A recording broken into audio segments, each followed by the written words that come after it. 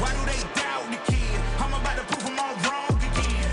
I got a low tolerance, cause they don't even know what the problem is. It's me. You waiting on the boy to fail, to hold your breath and face your death. Cause you play a roulette with each step. I progress, no less. Go ahead and place your bets. Cause we know who we at, we know we top tier. Cause all the hate that you bring, we know it stops here. I'm taking off like a rocket here and stopping here. It's strange how they cannot see the future, but see profit here. Wait up, we gon' always win. Tell 'em I can't take no loss. My team hold no L's, no. Aiming for the top, can't make it by myself. Welcome back. Welcome back to Brett Breaks Things. I'm going to break a bunch of things today. We got a few things we're going to touch on today and into tomorrow. We've got our plate is completely full, and I can't wait to bring you all the details of some of these emerging stories. A lot of the backlash from Trump's rhetoric concerning the success of the strikes inside Iran. Some of the other things we were looking at, I'm going to get to those as well. Namely, yesterday, I promised you that we were going to keep an eye on a number of topics, including the New York mayoral race. And we have kept an eye on it. An eye has been kept. And now I'm here to tell you that at the beginning of this, what looked like an underdog has now come out as the Democratic mayoral candidate. Zorin Mamdani has won the Democratic nomination for mayor of New York. You know, I had to learn a lot about him on the fly, like many of you are about to do. You know, I had to kind of dig in a little bit. I didn't know a ton about him. But I'm excited. I'm excited, at least in the face of those that he defeated, and I'm excited considering who he's going to be facing in the mayoral race later this year. So I am a little excited. I at least like the direction that it seems the voting base in New York is taking right now. And Zorin Mamdani gave a acceptance speech. I will be the mayor for every New Yorker. Whether you voted for me, for Governor Cuomo, or felt too disillusioned by a long, broken political system to vote at all, I will fight for a city that works for you, that is affordable for you, that is safe for you. I will work to be a mayor you will be proud to call your own.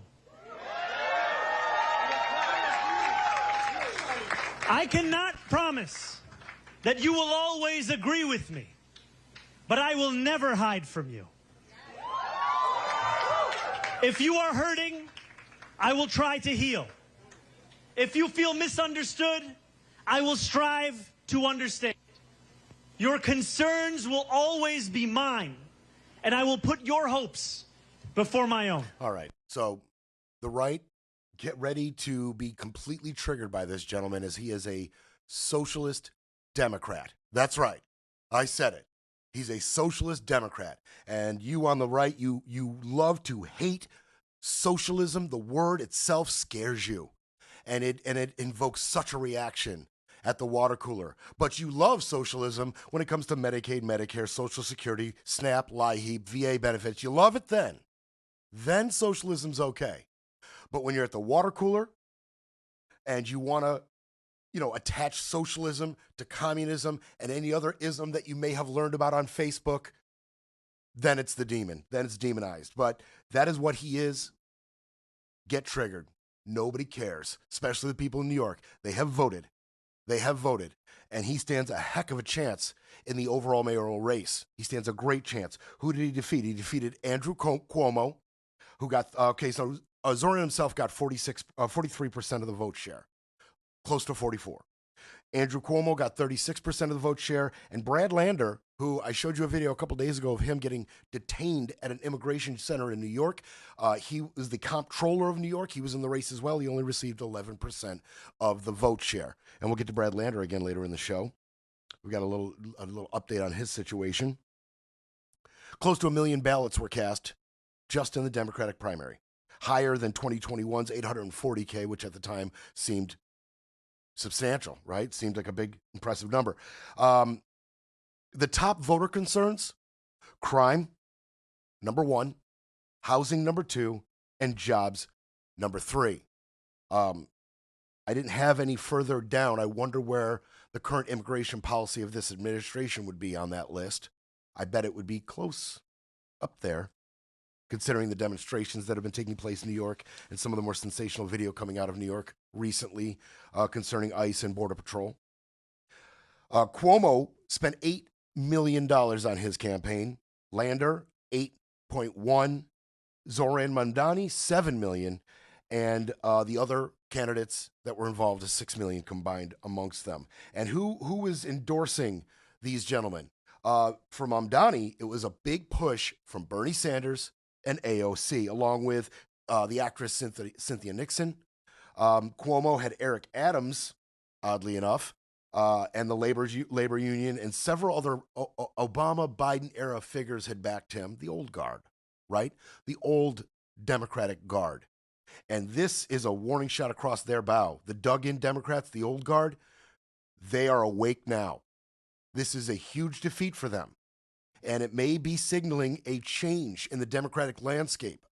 New York is obviously, a proving ground for these type of things with its gigantic voter turnout, and it is extremely blue, which is obviously why Mr. Mamdani stands a wonderful chance in the mayoral race itself, as New York is extremely blue. But this is definitely a warning to the old guard.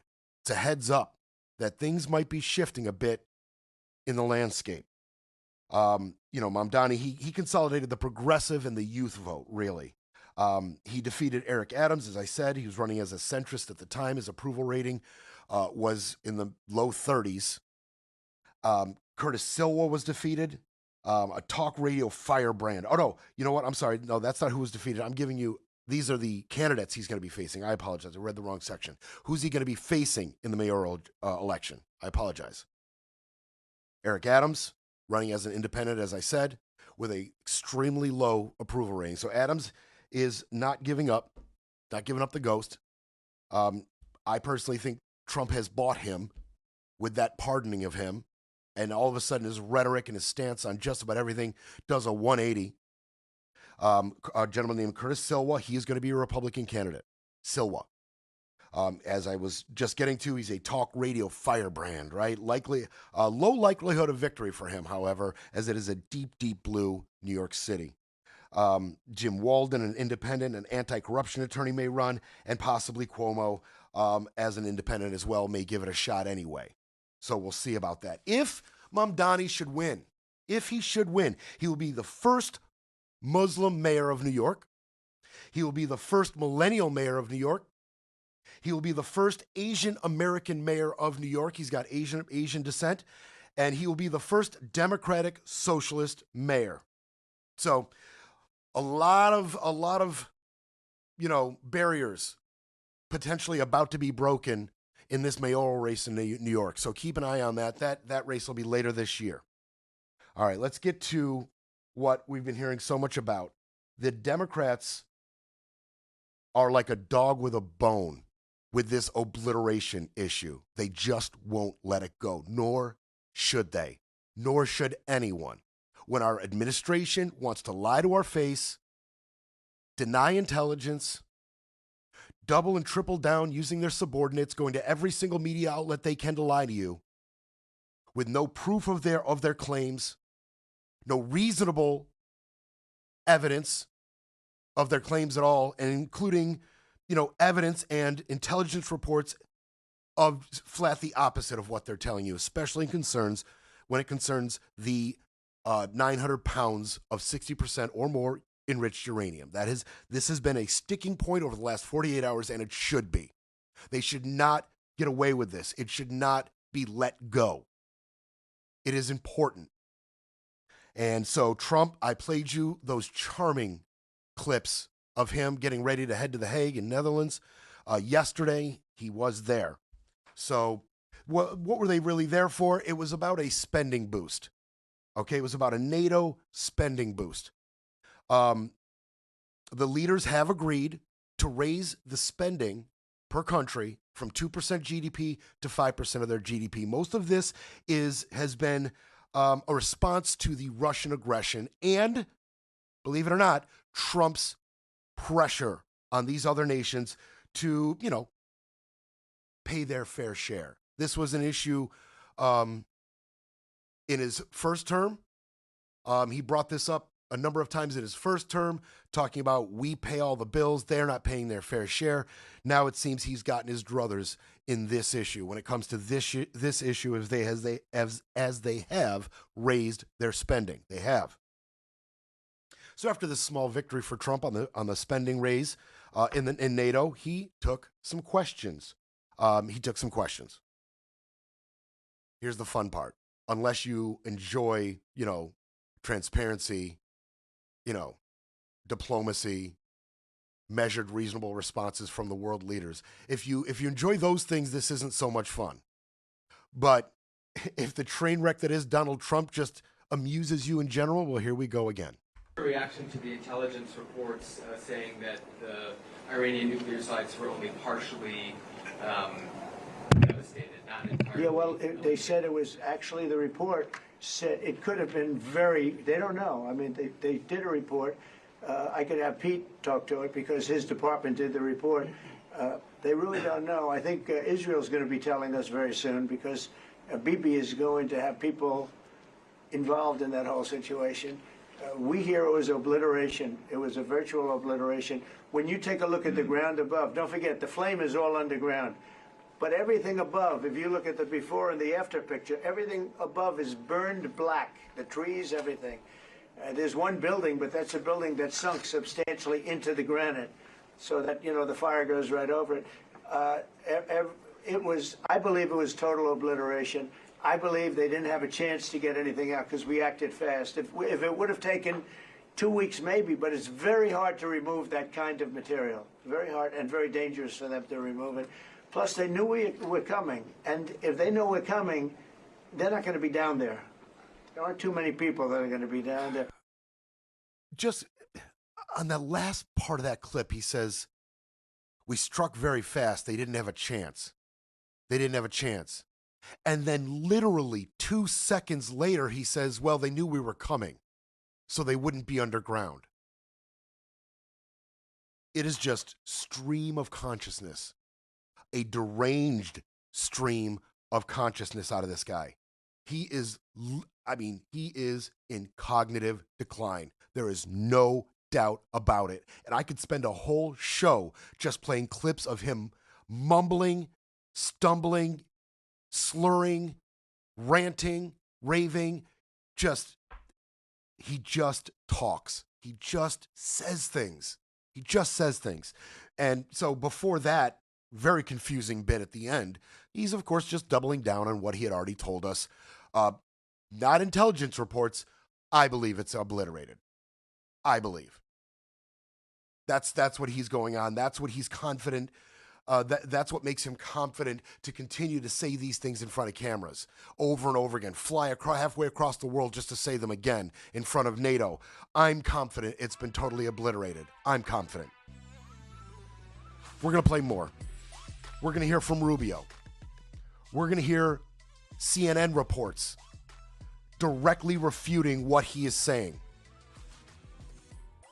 He just can't. It's so embarrassing the way he brings his personal grudges in around the world with him. It doesn't matter who he's with, where he is, what part of the world, his audience in general. He just bangs the culture war, bangs the lies, bangs the spin, the propaganda in front of whoever. In this case, where is he embarrassing us as a nation? In front of NATO. This is where he decides to do his rant this particular time. He just can't let it go. He just can't let it go. And so we're going to play more Trump not being able to tell us the truth or be measured in any way, just how he feels. You're hearing different. I'm telling you what's what. It's time for a quick break. Then we break some more. You're listening to Brett Breaks Things. You're back with Brett Breaks Things because democracy doesn't defend itself.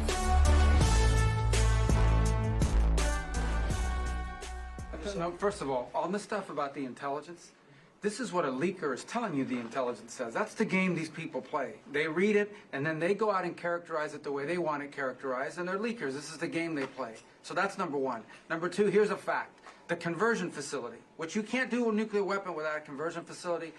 We can't even find where it is, where it used to be on the map.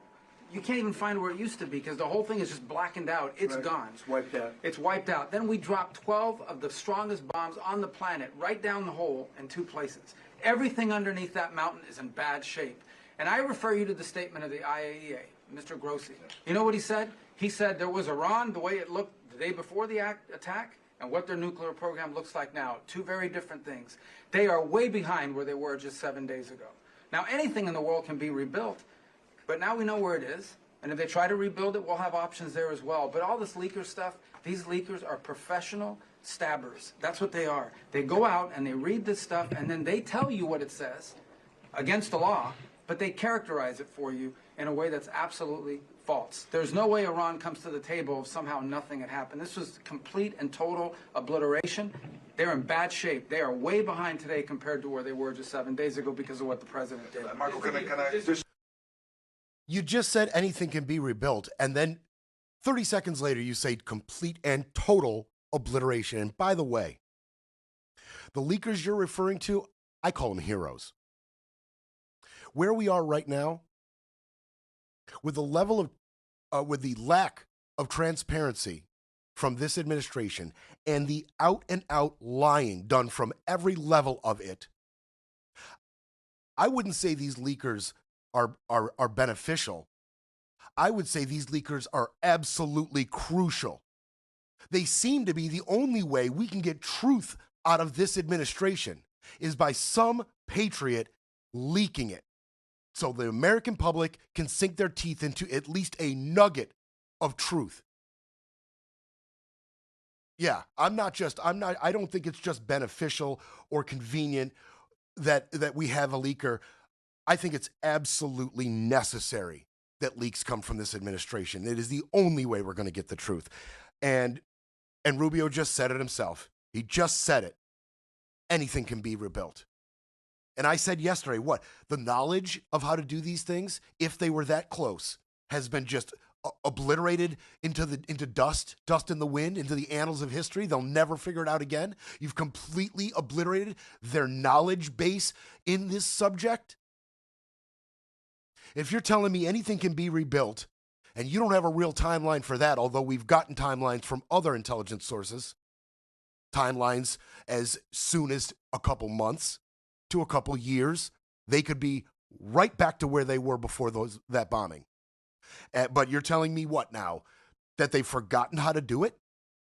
We already have established through our leakers, right, these professional backstabbers, you mean these truth tellers, we already know that the uranium was moved. Trump himself, at the end of the first clip, once he got through other lies and other spin, even said himself, they knew we were coming. They weren't underground. All right, so the uranium's still there somewhere. The knowledge, let's assume, is not lost completely to the annals of history, and support is coming from the Russians and the Chinese. And you still have the balls to sit there and at the end of that soundbite say, totally obliterated. Nobody believes you. Nobody believes you. Trump continues. That hit ended the war. That hit ended the war. I don't want to use an example of Hiroshima. But I'm gonna. I don't want to use an example of Nagasaki.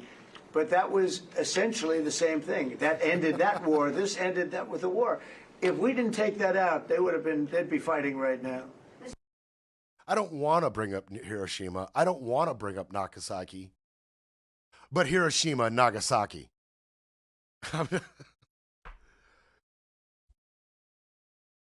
Perfect equivalence. Yeah, great point, Don. No discrepancy in the two situations at all. Completely the same. Great job bringing that up. Totally necessary you brought that up. Totally necessary. And then he goes full Trump. Then he goes straight to the place you were waiting for, right? You got the popcorn ready. At what point does he get unhinged, Brett? Well, right around here. Should we go? One follow-up on Iran. Both you and Secretary Rubio and Hexet mentioned the leakers. But can you clarify, is the intelligence correct or is the intelligence wrong? Well, the intelligence was very inconclusive. Okay. The intelligence says we don't know. It could have been very severe. That's what the intelligence says. So I guess that's correct. but I think we can take that we don't know. It was very severe. It was obliteration. And you'd think that a media outlet would say, isn't that a great thing? I mean, more importantly for the pilots, for the military, you take their guts out. You take their absolute guts out. They had a tremendous attack. It was a complete obliteration. The other team, the other group, Iran, said, let's stop this. And you know what? Israel said it too. Very smart. They fought like hell, and then they said, let's stop. And they're going to build themselves. And I really see it as sticking. I mean, we may do papers on it, Marco. Maybe we're going to do papers. I don't even know if you need them. They're not going to be fighting each other. They've had it. They've had a big fight, like two kids in a schoolyard. You know, they fight like hell. You can't stop them. Let them fight for about 2-3 minutes. Then it's easier to stop them. Then it ramps up. Yeah. Then it ramps up big time. If the Iranians do rebuild, would the United States... If they rebuild? Would the United States strike again? And I have also a question about Russia. But I'm not going to have to worry about that. It's gone for years. It's very tough to rebuild because the whole thing is collapsed. In other words, inside, it's all collapsed. Nobody can get in to see it because it's collapsed. You can't go in to see a room that has, 10 million tons of rock in it. He did the math. And the tunnels are totally collapsed. But if they rebuild? Well, they've already looked at the tunnels. This was an unbelievable hit by genius pilots and genius people in the military, and they're not being given credit for it because we have scum that's in this group, and not all of you are. You have some great reporters, but you have scum. CNN is scum. MSDNC is scum. The New York Times is scum. They're bad people. They're sick. And what they've done is they're trying to make this unbelievable victory into something less. Now, even they admit that it was hit very hard, okay? But it wasn't hit hard. It was hit brutally, and it knocked it out. The original word that I use, I guess it got us in trouble because it's a strong word. It was obliteration. And you'll see that. And it's going to come out. Israel is doing a report on it now, I understand. And I was told that they said it was total obliteration. They have guys that go in there after the hit, and they say it was total obliteration. And, I don't want it for me. I want it for the pilots. I want it for the military. They did such a good job. If you were in the Situation Room with me, with the generals and all of the people that did such a good job, and then they get demeaned by these idiots at CNN who can't get ratings, the place is dying, nobody wants to even waste their time going on their shows. So they form with the New York Times, who's dying also. Without Trump, you wouldn't have a New York Times. Oh, there's so much in that clip, in those two clips, really, that I got to keep straight in my head. There's so much, and that's the point, right? My whole purpose of being here is to get this stuff straight in my head and bring it to you. And I'm even struggling. I don't know how an average American who's hearing these clips in real time while they're driving or making dinner, how they're supposed to keep any of these lies straight in their head. It's just a blitzkrieg of lies. First of all, you'd think he'd be a little more sensitive about attacking free press while at The Hague. The optics of that suck, Trump. They suck. And it is so clear that he wants a state-run media like Russia to be the only thing we hear. Okay? That is so obvious. He just wants a state-run media. And even Fox these days really hasn't been, carrying their authoritarian weight lately, with Brett Baer asking tough questions and them allowing a few, libtards on their panels to sit and tell you the truth for 1.5 minutes of their 24-hour news cycle. So Fox may not even be it. It might have to be One American News Networks or one of these other more fringier to pick up the mantle of the state-run news. But it's clear that's what he wants. And no, nobody's offended by the word obliterate. It's not some taboo word, Trump. It's just a damn lie. That's the pushback to the word obliterate. Hey, this word, it's a heavy word. No. It's just a lie. This one is a little bigger than most of them. And we're upset about it. And nobody's convinced of your lies. That's the problem with the word obliterate. And finally, I'm tired of him. He just started this up and I'm already tired of it. Him trying to... The narrative he's trying to write now is that if you criticize this bombing in any way, the scope of it, how far it set Iran back, the legality of it, then you are disrespecting the pilots who put their lives on the line to fly those bombs over.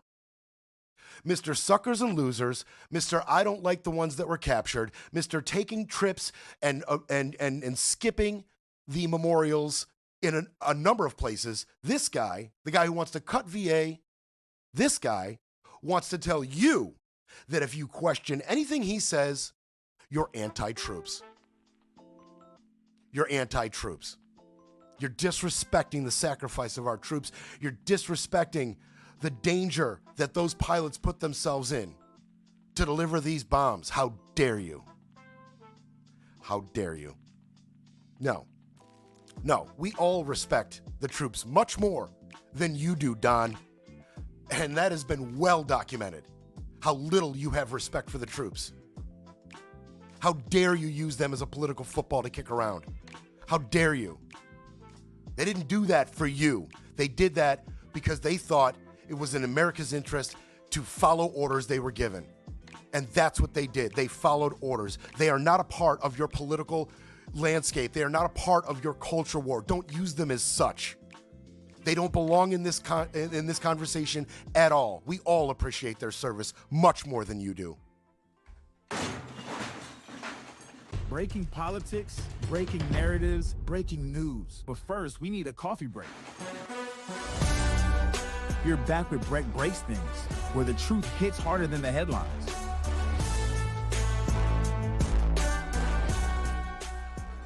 All right. So, again, if you're enjoying any of this, if you find value in what we're doing here, please contribute to the show. Just go to the website, brettbreaksthings.com, hit the donate button. You'll take you right to the GoFundMe.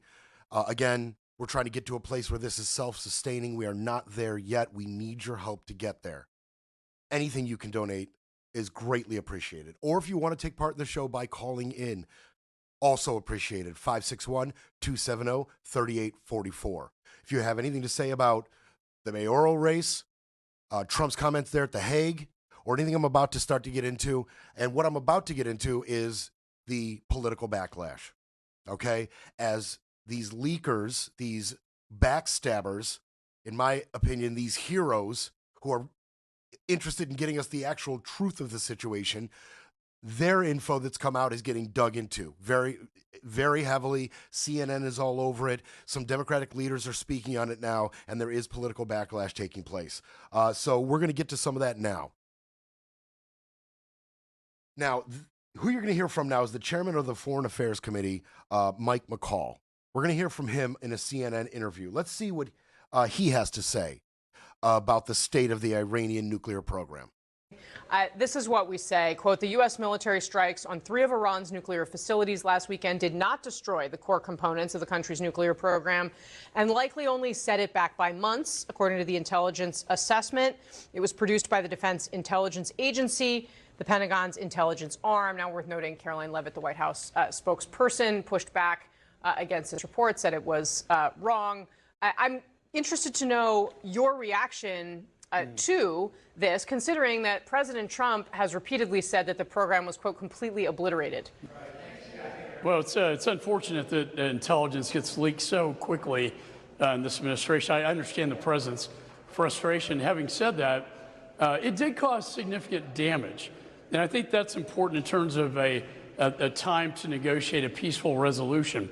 However, and I've been briefed on this plan in the past, it was never to completely destroy these 3 facilities, but rather cause significant damage. But it was always known to be a temporary setback where they could then rebuild the centrifuges. I think right now the key is to keep applying the pressure, the leverage. So why do you think the president is saying what he's saying in public, if that's the case?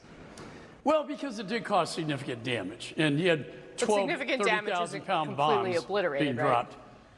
It's all a matter of semantics. I think the president, thinking it completely obliterated, look, it caused significant damage.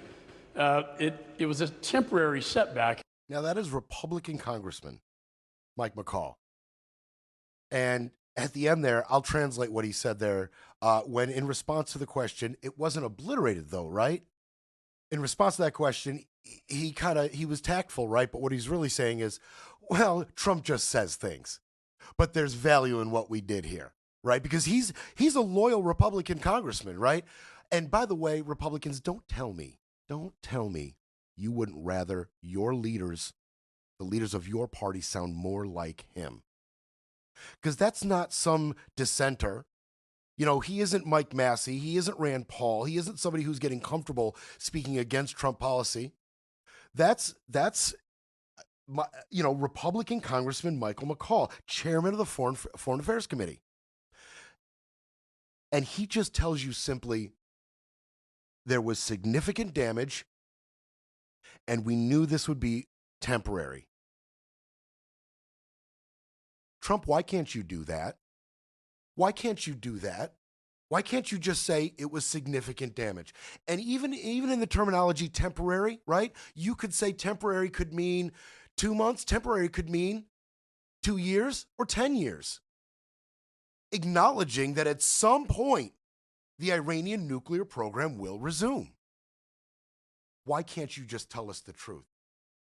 So much of what I'm talking about right now, what CNN and MSNBC is talking about right now, so much of it could have been avoided.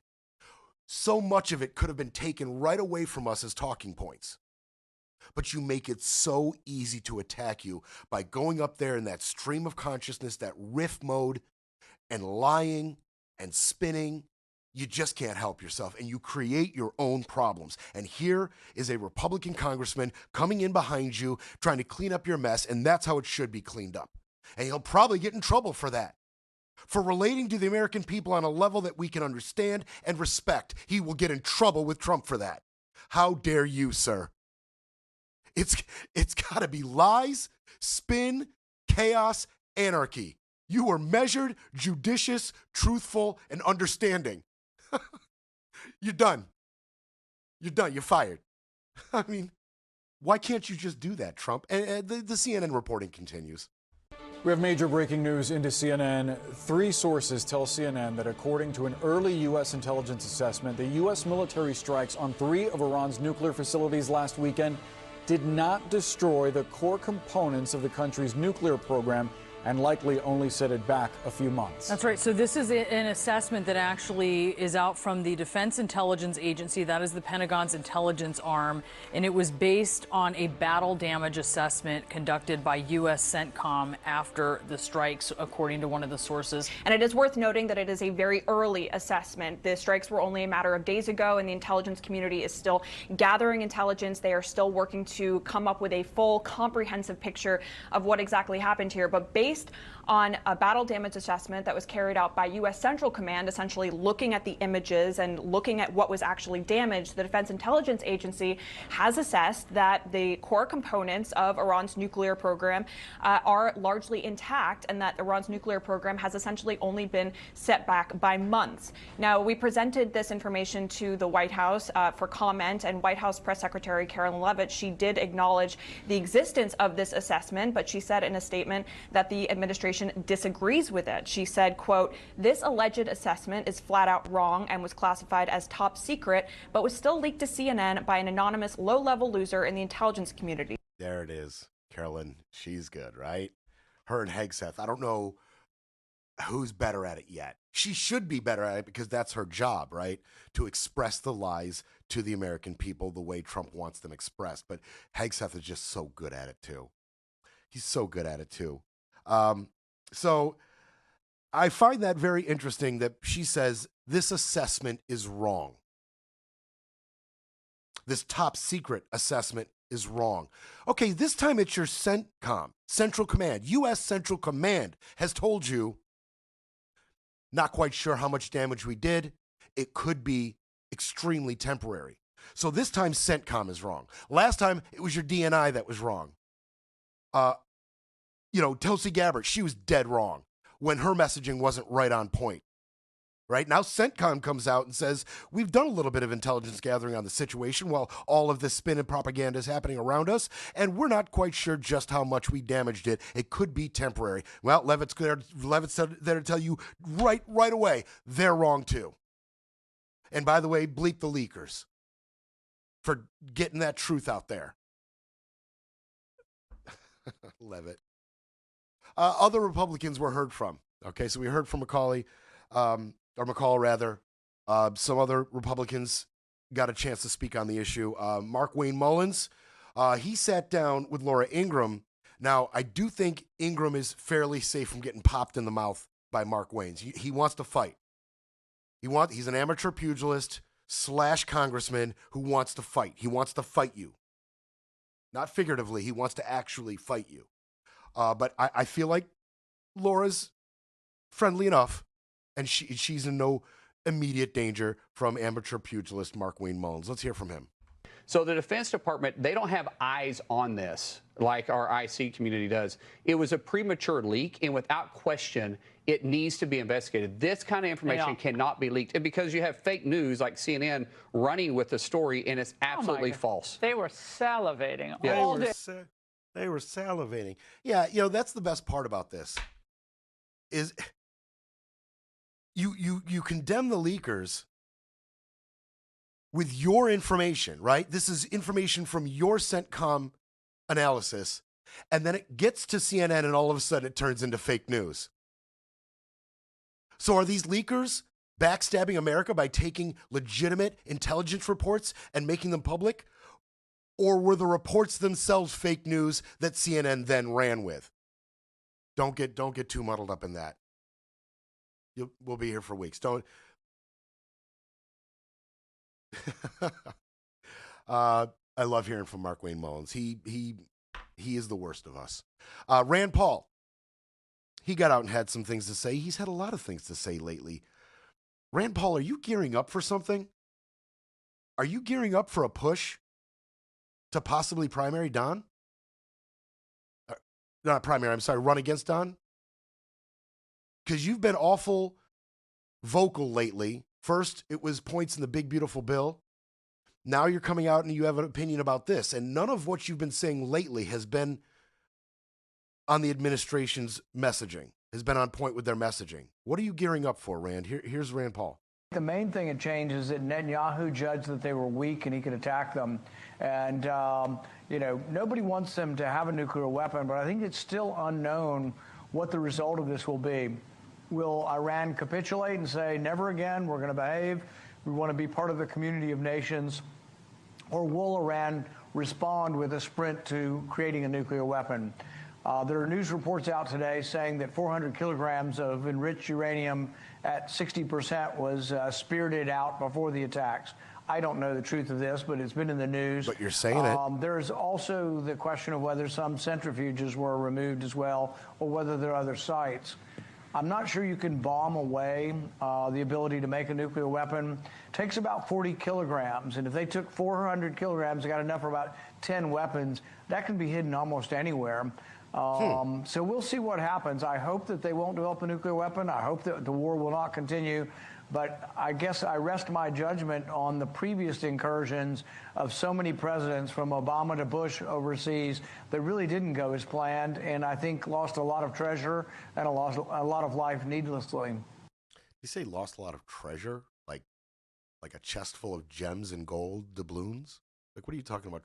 Anyway, so Rand is saying stuff like, I hope, I think, reports are. He's not telling you what to think. He's just asking you if you'd like to. Would you like to think about these 900 pounds of uranium that may have been spirited away? Would you like to think about them being able to mount them on a nuclear weapon with Russia's assistance? Not telling you it's happening, just do you want to talk about the centrifuges? Of course, the true foot soldiers, they aren't bringing these points up. They're getting attacked with them, right? Every now and then some entity in the press attacks them with these points, but Mark Wayne Mullins isn't out here saying, oh, and by the way, the centrifuges might be intact, and they've got 900 pounds of uranium, and they could be putting these on bombs. Hegseth's not out here saying that. Johnson's not out here saying that, but Rand Paul's out here bringing these points up, not telling you what to think. Just, would you like to? Would you like to think about this? And so we heard from the right, we heard from the right. Now let's hear from the left. Somebody else who may have presidential aspirations. But the question that the American people are asking is, why are Republicans hiding facts and the truth from America with respect to the possibility that their actions will drive us into another catastrophic war in the Middle East. Oh, he's doing his Obama impression. That's all I see now when Jeffries talks. And now Schumer, we'll get to him real quick before the break. What is the administration so afraid of? Why won't they engage with Congress on the critical details, the results of the recent strike, the scope and trajectory of this conflict, the administration's long-term strategy to prevent Iran from obtaining nuclear weapons, and, of course, the potential risks facing American citizens and our brave service members? Such obstruction undermines the very principles of accountability and oversight that guard our democracy. So, Mr. President, if the press reporting about the impact of last weekend's strikes in Iran is true, and I cannot confirm them, then that might be the reason why the administration postponed our classified briefing today at the very last minute and deprived senators of their right to know what's happening. So I ask again, what is the administration hiding? It's time for answers. I'll tell you why they postponed it. They got to get their damn lies straight. You got your DNI saying they weren't even close. You got CENTCOM saying they moved this uranium. We may have temporarily disabled this. They got to get their lies straight, Chuck. That's why they didn't meet with you. We'll be back to break it all down. You're listening to Brett Breaks Things.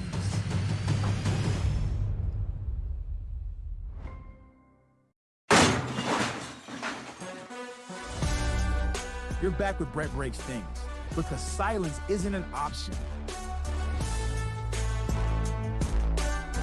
Now, this last-minute postponement of our briefing is outrageous, it's evasive, it's derelict. They're bobbing and weaving and ducking. Senators deserve full transparency. There is a legal obligation for the administration to inform Congress about precisely what is happening. What are they afraid of? Why won't they engage Congress in the critical details? The results of the recent strike, the scope and trajectory of the conflict, the administration's long-term strategy to prevent Iran from obtaining nuclear weapons, the potential risks facing American citizens and our service members, who we all have an obligation to protect. To be abundantly clear, neither Pete Hegseth nor Marco Rubio was scheduled to attend this hearing. If Rubio and Hegseth want to come up, I don't think they'll be informing us of very much compared to the people who will be there today. But if they want to come up on Thursday, in addition, not in replacement of this hearing, that's okay. But the obstruction of this administration on a crucial issue like this, where American lives, and particularly the lives of American service members, are at stake, is their obligation. Okay, so Schumer is very vocal about his problems with the administration concerning this issue, okay? And now they postponed a meeting with him because, again, they had to get their lies straight. Thursday, there's going to be a hearing. He doesn't expect Hegseth or Rubio to be there, but he encourages them to come and lie to our faces, right? There was one Republican voice. I played a couple Republicans earlier. There was one Republican voice that was vocal in front of this stuff, and it's relevant now. And it's also, the materialization of the threats that Republican congressmen are under in terms of speaking out and speaking against this administration. We're going to spend our money. We're going to spend our money against you. So that is now in motion. And what did Massie do? Well, we know that he had the War Powers resolution on the House floor, okay, along with Ro Khanna. That was enough to piss Trump off. But then he went and he talked about it. And I got a couple clips of that. This is the dissension over this issue that I told you about last week. This is what it looks like. I'm not a fan of the speaker, but I will tell you this. I think he's the speaker as long as Trump wants him to be the speaker. Yeah. If Trump gets tired of Speaker Johnson, he better clean out his desk, because that's how he's speaker. He's just hanging on by doing whatever Trump wants. That the Constitution requires Congress to weigh in on this. There's some argument that, oh, there was an imminent threat, so the president can act for 60 days without a vote of Congress. But here's the reality. After 60 days, he has to stop unless there is a vote. So at some point, Manu, I think we're going to be able to force a vote unless Speaker Johnson pulls some shenanigans with the Rules Committee. Do you think that this move by the president could alienate him from the base? Well, he doesn't have to run for re-election, but it will, I think, fragment our party, this action that he's taken, and it's going to hurt us in the midterms. We could lose the majority over this one issue, and, you know, because people become disillusioned, disaffected, apathetic, and don't show up to vote, and then the Democrats get in the majority and end up impeaching him again. Well, maybe it's not just this one issue, if we're going to be honest about it, Tom, right? Provisions in the big ugly ass bill has been pissing off some senators and Republican House members. Your immigration policy is a complete disaster. The travel ban looks racist and xenophobic. Your tariff war has been a complete disaster. So I think there may be some other issues that might hurt you, right, in the midterms. But there is Massie telling you what I have been telling you, that if you want to get excited about a split, a rift, crack in Trump's armor, this is it. This issue is it. Will it materialize in a Republican defeat in the midterms? I'm not going to sit there and say yes. I'm going to say maybe. I'm going to say I'm more excited about this causing them votes, the current climate causing them votes, than I have been before. This gets me excited. Massie continues. What he promised us was we would put America first. And I think there are still voices in this administration. You've still got J.D. Vance. You've still got Tulsi Gabbard. You still RFK Jr. You still got calmer heads that could prevail. They were not persuasive in this case, clearly. Well, somebody was persuasive. AIPAC is very persuasive. For instance, the Israeli lobby in Congress. If you look at my colleagues' feeds now, they all look the same. They're all tweeting the same message, that we've got to support Israel and we've got to do this. My question is, does 3 bombings and we're done with Iran's nuclear ambitions, is that the 2 weeks to slow the spread of 2025? Is this, we were told 2 weeks to slow the spread then, now we're told it's just going to take 3 bombings. But what happens when Israel gets bombed again? Is Trump going to sit by and say, no, we're not going to further engage in this war? No, he won't. He will get active once again. And there's Massie calling out AIPAC. You better watch your mouth, bro. AIPAC, powerful lobby in Congress. The American Israeli Public Affairs Committee, AIPAC. Just a quick aside. I mean, you've heard that get kicked around. Maybe some of you know exactly what's going on with AIPAC and what it is, and some people don't quite know and haven't really found out yet. But AIPAC is a large congressional lobby, and it engages in political fundraising through its Super PAC, the United Democratic Project. Okay, now they lobby for U.S.-Israeli interests, really Israeli interests.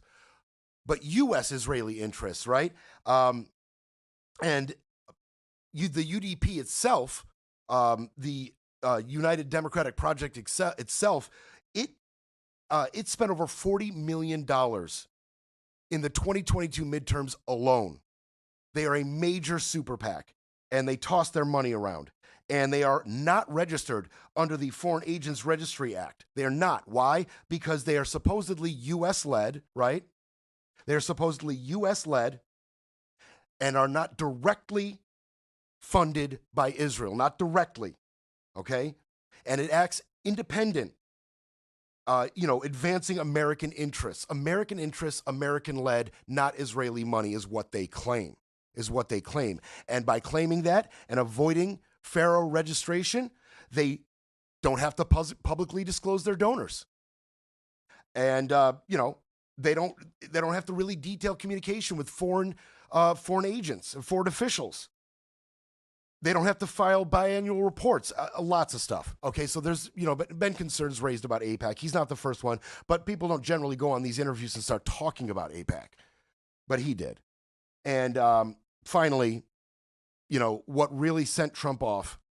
The Speaker of the House, who is from your own party, has really rejected this. He says the Article 1 power of Congress really allows for the president to do this. It was a limited, necessary, targeted strike, he says. Well, he's probably referring to the War Powers Act of 1973, but that's been misinterpreted. There was no imminent threat to the United States, which was what would authorize that. And I think that's peculiar to hear that from the Speaker of the House. Look, Congress was on vacation last week when all this was happening. You haven't been briefed on any of the We details. haven't been briefed. Okay. That's it right there. Now he is directly speaking against the lies that Trump has been sent down the chain of command, right? From the top sycophants all the way down to the foot soldiers. Go out there and talk about the imminent threat. And there is Republican Massie saying there was no imminent threat. Trump had enough. Trump spoke out against Congressman Massie. And I'm gonna just paraphrase here. I'm gonna get to just the juicy stuff, but he he tweeted a dissertation about Massie. I mean, this thing, Congressman Thomas Massie of Kentucky is not MAGA. Even though he likes to say he is, actually MAGA doesn't want him, doesn't know him, and doesn't respect him. He is a negative force who almost always votes no matter how good something may be. He's a simple-minded grandstander who thinks it's good politics for Iran to have the highest level of nuclear weapon while at the same time yelling death to America at every chance they get. He continues in here, calling him a lightweight congressman. He's weak. He's ineffective. MAGA should drop this pathetic loser. MAGA is not about lazy, grandstanding, non-productive politicians, of which Thomas Massie is definitely one. Yikes. That's taking a flamethrower to the whole village. Holy crap. And Massie talked about Johnson. He talked about Johnson. Johnson got a chance to respond. Just recently, Johnson got to the subject of Massie. That's the hardest question I have this morning. I'll be totally honest with you, okay? Look, the Speaker's job, my role with my party cap on is I'm leader of my party here, and the Speaker leads the Incumbent Protection Program, right? That's what we call it. I got to make sure everybody gets reelected. I travel the country nonstop, relentlessly raising money to ensure that happens.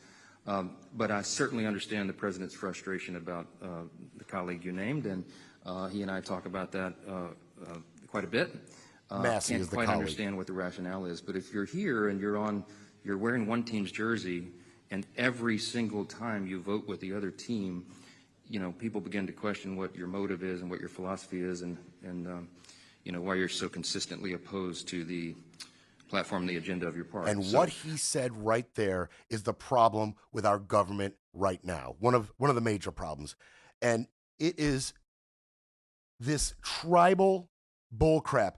Wearing one team's jersey, voting for the other team. You're all supposed to be on the same team. You are representing Americans. Team America. You have lost your way, Mike Johnson. You are completely sold out. You are completely dug in. You are a Trump culture warrior masking himself as the Speaker of the House. You are supposed to be the first one to talk about bipartisan legislation. You're the one supposed to be uniting the House. And you're talking about teams' jerseys we're wearing? Disgusting. And this attack comes on the heels of Tom Massie having the gumption to tell the truth about this administration's decision-making. We should all be willing to tell the truth about the flawed decision-making of Donald Trump, about the lack of imminent threat from Iran in the face of a U.S. bombing. Shame on you, Mike Johnson. They'll try to repair the narrative, but Brett Breaks Things will be back tomorrow to break it all down.